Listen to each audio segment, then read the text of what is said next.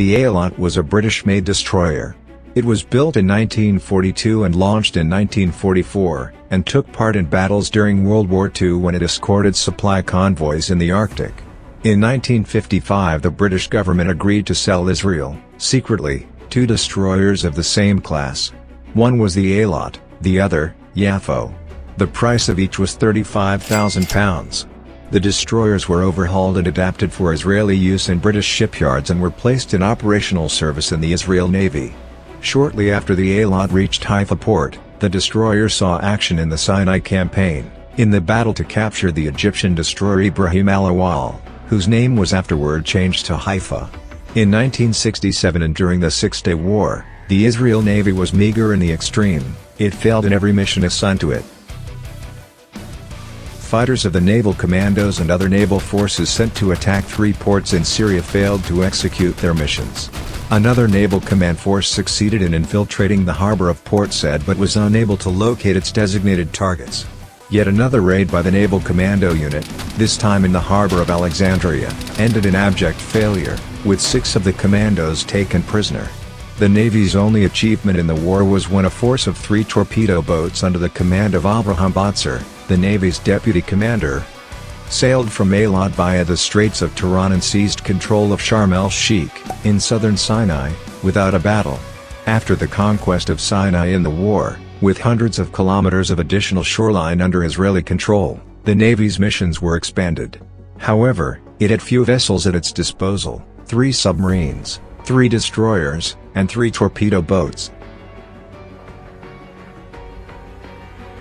The Ailoth was assigned to patrol opposite the shores of northern Sinai, along a route that began at the port of Ashdod, continued to opposite El Arish, and ended at Port Said at the entrance to the Suez Canal. The mission, according to the commander of Eilat, Shushan, was totally superfluous. It was intended to demonstrate presence, to show who was the boss.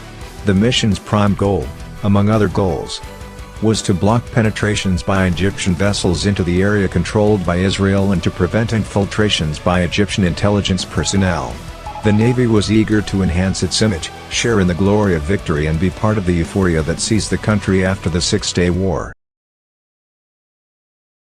A month after the war, at about midnight on July 11, 1967, during a patrol off the coast of northern Sinai, the Ailoth was involved in a serious and controversial incident.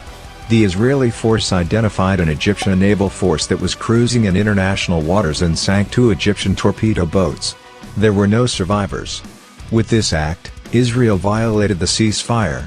Shushan says in his book that toward the end of June, Rear Admiral Errol had issued 2 different mission orders.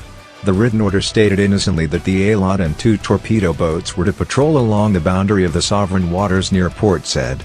But in an oral briefing, Errol had given an order to destroy every vessel found near the port city. Immediately after the incident, Errol sent Shushan a congratulatory cable. "Good work.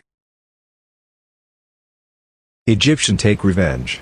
On Saturday, October 21, 1967, the Ailoth, on routine patrol, was ambushed by Egyptian missile boats.